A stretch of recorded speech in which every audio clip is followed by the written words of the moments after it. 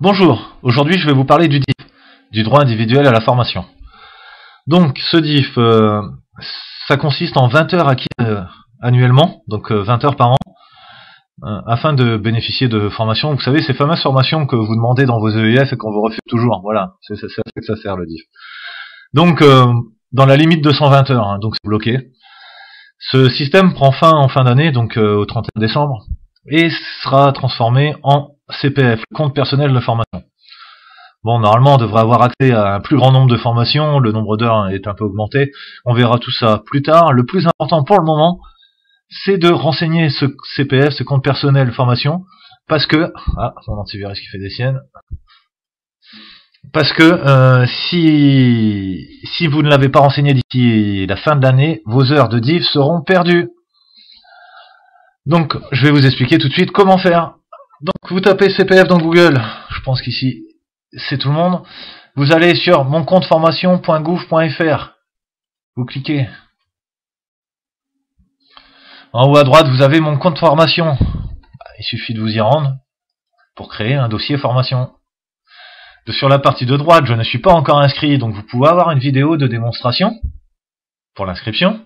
Bon, c'est pas très compliqué, moi vous pouvez directement cliquer sur je m'inscris. Après les avoir lus, il faut valider les conditions générales d'utilisation. Donc ici, vous renseignez votre numéro de sécurité sociale, nom de naissance, votre adresse email et un code de sécurité. Vous ferez continuer et vous saisirez un mot de passe. Moi, je fais demi-tour puisque j'ai déjà créé mon compte. Donc pour moi, il va suffire de me connecter.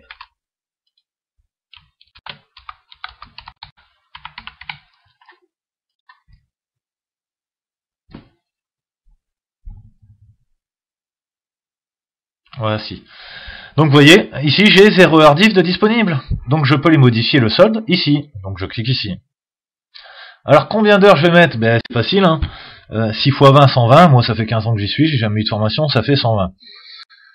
Comme le maximum. Voilà. Pour les autres, hein, pour ceux qui sont pas sûrs, et de toute façon il vous faudra le justificatif en cas de contrôle ou quoi que ce soit. Je vous invite à vous rapprocher des services RH dont vous avez une assistante présente dans vos UP. Et donc contactez-la et voyez comment vous pouvez obtenir ce justificatif. Donc une fois que vous l'avez, vous remplissez le nombre d'heures qui est inscrit dessus. Vous cliquez sur enregistrer. Là on vous rappelle que vous devez posséder le justificatif et un peu le fonctionnement. Vous confirmez. Voilà, modification effectuée.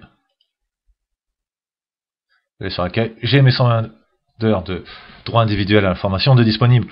Donc on vous rappelle, c'est un droit individuel à l'information. Ce droit, c'est un acquis social, donc nous y sommes attachés et nous y tenons. Si nous consommons pas ces heures, c'est de l'argent économisé pour les patrons, on va dire directement, et sur le dos des salariés encore une fois. Donc bon, je vais vous laisser. Je vous dis à bientôt. Dès qu'un tuto sera à ressentir, nous serons présents. Merci.